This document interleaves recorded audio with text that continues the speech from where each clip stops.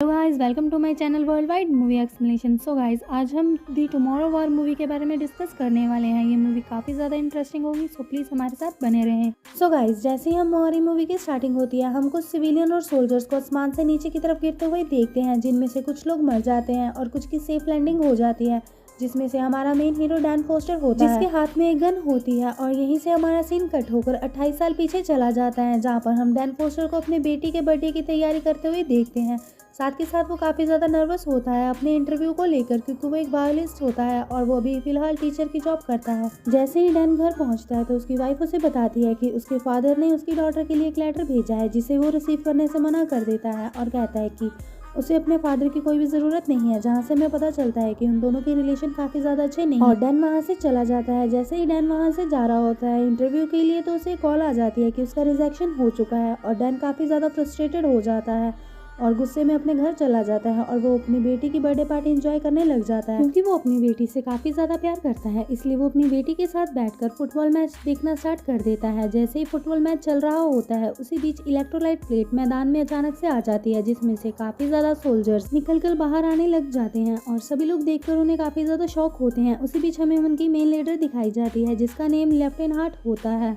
वो वहाँ पर मौजूद सभी लोगों को बताती है कि ह्यूमंस और स्पाइक्स के बीच में बहुत बड़ी जंग छिड़ चुकी है। अगर इस जंग को ह्यूमंस ने नहीं जीता तो ह्यूमंस का सारा वजूद खत्म हो जाएगा, जिसे सुनकर काफी सारे लोग शॉक में आ जाते हैं। वो उन्हें ये भी बताती है कि उनके काफी ज्यादा सोल्जर्स मारे जा चुके हैं और उनके पास अब सोल्जर्स की बहुत ज्यादा कमी है। इसलिए सभी देश इसकी बात को गंभीरता से लेते हैं और वो ये एक अनाउंसमेंट करते हैं कि वो अपने सोल्जर्स को तैयार कर कर फ्यूचर में भेजेंगे, जिससे कि वो फ्यूचर में जाकर स्पाइक्स को हरा दे और ह्यूमंस को खत्म होने से बचा लें। इस डिसीजन के बाद से काफी सारे लोगों को वहां पर भेजा जाता है, जिससे काफी ज्यादा सोल्जर्स की डेथ भी हो जाती है। जहाँ से हमारा सीन शिफ्ट होता है, जहाँ पर हम डैन को देखते हैं जो कि स्कूल में पढ़ा रहा होता है। वो अपने स्टूडेंट से पूछता है कि वो क्यों सारा दिन ज्वालामुखी पर ही रिसर्च करता रहता है। तब वो स्टूडेंट डैन को बताता है कि ज्वालामुखी में ऐसी बहुत सारी चीजें हैं जो कि ह्यूमंस की मदद कर सकती हैं, जिससे अभी तक ह्यूमंस अनजान हैं। पर इससे पहले कि वो स्टूडेंट डैन को कुछ बता पाता, डैन को एक इमरजेंसी अलर्ट का मैसेज आ जाता है, जहाँ से हमारा सीन शिफ्ट होता है। हम देखते हैं कि सोल्जर्स की कमी अब प्रेजेंट टाइम में भी आनी स्टार्ट हो जाती है, इसलिए अब सिविलियंस को सोल्जर्स बनाकर तैयार करा जाता है ताकि वो फ्यूचर में जाकर इस जंग को लड़ें।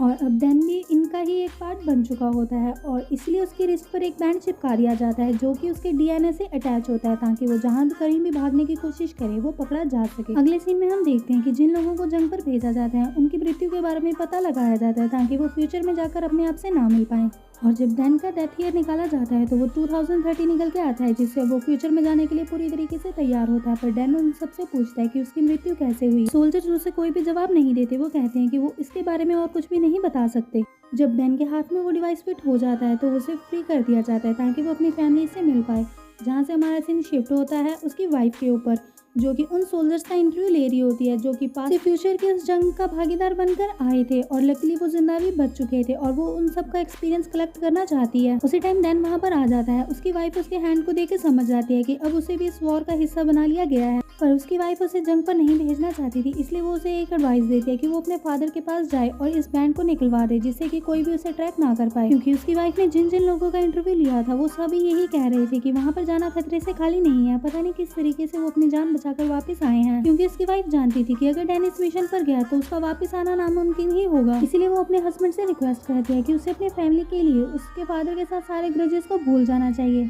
और जाकर इस बैंड को ओपन करवा लेना चाहिए, ताकि वो और उसकी फैमिली किसी सिक्योर जगह पर जा पाए। अपनी फैमिली के खातिर डैन अपने फादर के पास जाने के लिए तैयार हो जाता है। जहाँ से हमारा सीन शिफ्ट होता है, हम डैन को एक कार में बैठकर अपने फादर के पास जाते हुए देखते हैं। डैन के फादर एक रिटायर्ड सोल्जर होते हैं, इसलिए उन्हें पता होता है कि ये बैंड किस तरीके से उतरेगा। यहीं पर डैन को उसका पास्ट याद आता है, जब उसके फादर उसे और उसकी मॉम को बचपन में अकेला छोड़कर चले गए थे। इसलिए डैन अपने फादर से काफ़ी ज़्यादा नफरत करता है और अपनी फैमिली की खातिर वो अपने फादर के पास विजिट करता है, ताकि वो अपने फादर की हेल्प से इस बैंड को निकाल सके और अपनी फैमिली के साथ किसी सिक्योर जगह पर जाए। डैन यहाँ पर इमोशनल होकर अपने फादर से ये पूछ लेता है कि वो उसे और उसकी मॉम को छोड़कर क्यों गए थे। डैन के फादर काफ़ी ज़्यादा गुस्से में आ जाते हैं और वो अपने ही लड़के पर पानी फेंक देते हैं। डैन अपने फादर की इस हरकत से काफ़ी ज़्यादा नाराज हो जाता है, इसलिए वो वहाँ से बिना बैंड निकलवाए ही चला जाता है। यहाँ से हमारा सीन शिफ्ट होता है। हम डैन को उसकी वाइफ के साथ बात करते हुए देखते हैं। डैन अपनी वाइफ को समझाने की कोशिश करता है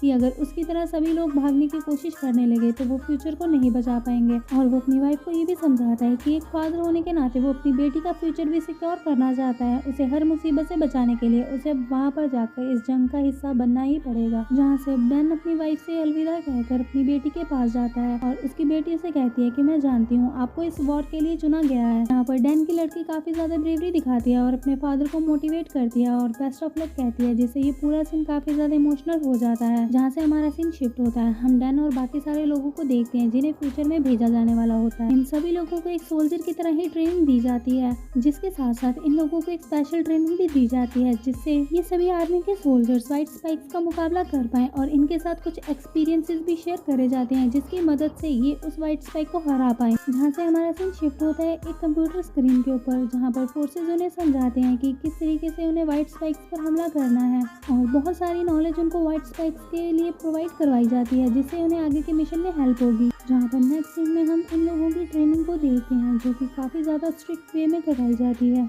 जिससे कि ये सारे सोल्जर्स रफ एंड टफ बन सके। ये ट्रेनिंग टोटल 7 दिनों की होती है जिसके बाद इन सभी लोगों को फ्यूचर में भेज दिया जाएगा जिससे ये बाकी सभी लोगों की हेल्प से व्हाइट स्पाइक्स को खत्म करने में जुट जाएंगे। और अब इन सभी सोल्जर्स की ट्रेनिंग पूरी हो जाती है। वो दिन आ जाता है जब इन सभी लोगों को फ्यूचर में भेजा जाता है बट उसी टाइम इनके मशीन में कोई एरर आ जाता है जिससे कि भी लोग आसमान से काफ़ी तेज़ी से नीचे की तरफ गिरने लग जाते हैं। और ये वही पॉइंट होता है जहाँ से हमने हमारी मूवी स्टार्ट करी थी, जहाँ पर हम देखते हैं कि डैन पानी में गिरकर बच जाता है और बाकी काफ़ी सारे सोल्जर्स मर जाते हैं ज़मीन में गिरने की वजह से। और जिस जगह पर डैन और काफ़ी सारे सोल्जर्स की लैंडिंग होती है वो एक स्विमिंग पूल होता है जिससे डैन की जान बच जाती है और वो खड़ा होकर अपनी जंग लड़ने के लिए तैयार हो जाता है। और अब हम नेक्स्ट सीन में इस मिशन के लीडर को देखते हैं जो कि डैन और उसकी टीम को एक इम्पोर्टेंट मैसेज देती है कि उन लोगों ने अपनी एक रिसर्च टीम को एक ऑफिस के अंदर भेजा था और वहाँ पर कुछ स्पाइक्स ने हमला कर दिया है और इसकी वजह से अब उन्हें नहीं पता चल रहा है कि वहाँ की सिचुएशन कैसी है। वो सभी लोग एक इम्पोर्टेंट डॉक्यूमेंट लेने के लिए गए थे, इसलिए अब उन सबको वहाँ पर जाना होगा और उनके बारे में पता लगा के उस डॉक्यूमेंट को भी लेके आना होगा।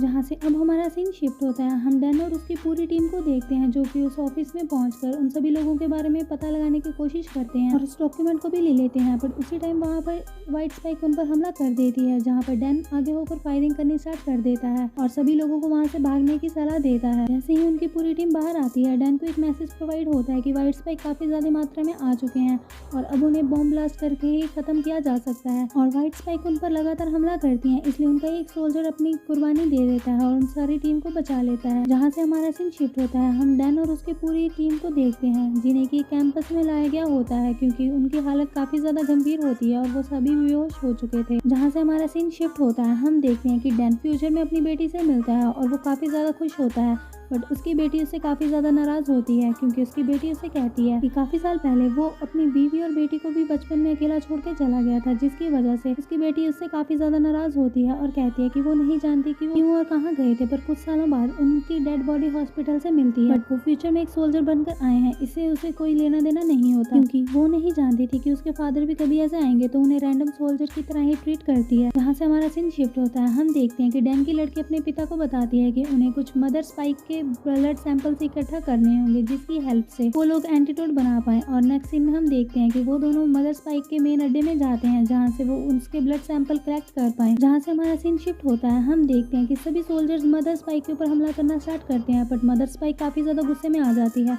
और वो सभी सोल्जर्स को मार देती है और वो काफी जोर जोर से चिल्लाती है जिसकी वजह से काफी सारे मेल उसकी रक्षा करने के लिए वहाँ पर आ जाते हैं, जिसे देखकर डैन उन सोल्जर्स की मदद करने के लिए चला जाता है। काफी मेहनत के बाद वो मदर स्पाइक को पकड़ लेते हैं। जहाँ से हमारा सीन सीधा लैब में शिफ्ट होता है, जहाँ पर हम डैन की लड़की को मदर स्पाइक के काफी सारे ब्लड सैंपल कलेक्ट करते देखते हैं और वो उसके ब्लड सैंपल पर काफ़ी ज़्यादा रिसर्च करती है और एंटीडोट तैयार करने की कोशिश करती है पर काफ़ी सारे टेस्ट नाकाम हो जाते हैं और फाइनली एक एंटीडोट उसे मिल जाता है जिसे वो डैन को देती है और कहती है कि उसे पास्ट में जाकर इसका मास प्रोडक्शन करना होगा ताकि जैसे ही स्पाइक्स उन पर हमला करें उससे पहले उनका एंटीडोट उनके पास हो। जहाँ से हमारा सीन शिफ्ट होता है, हम देखते हैं कि मदर स्पाइक होश में आ जाती है और वो काफ़ी ज़ोर ज़ोर से चिल्लाने लग जाती है जिसकी आवाज़ सुनकर कुछ मेल स्पाइक वहाँ पर आ जाते हैं और रिसर्च सेंटर पर हमला करना स्टार्ट कर देते हैं। जिससे बचने के लिए डैन और उसकी लड़की भागने की कोशिश करते हैं पर डैन की लड़की जख्मी हो जाती है और वो डैन को वहाँ से जाने के लिए कहती है पर डैन अपनी बेटी को छोड़कर नहीं जाता जहाँ से हमारा सीन शिफ्ट होता है, हम देखते हैं कि उसकी लड़की उसे कहती है कि इस रिसर्च सेंटर के तबाह होने से पहले उसे वापस जाना होगा और उसी टाइम व्हाइट स्पाइक आकर उसकी बेटी पर हमला कर देती है और उसे अपने साथ नीचे गिराने की कोशिश करती है। डैन अपनी बेटी का हाथ पकड़ता है पर उसी टाइम उसका फ्यूचर में टाइम खत्म हो जाता है और वो अपनी टाइमलाइन में वापस जाकर गिर जाता है और अब डैन काफी ज्यादा दुखी होता है और जैसे ही वो पास में आता है वो ठान लेता है कि वो व्हाइट स्पाइक को फ्यूचर में अटैक करने से रोक देगा। अपना मिशन ओवर करने के बाद डैन की तबीयत काफी ज्यादा खराब होती है बट वो उस एंटीडोट का मास प्रोडक्शन करने के लिए दे देता है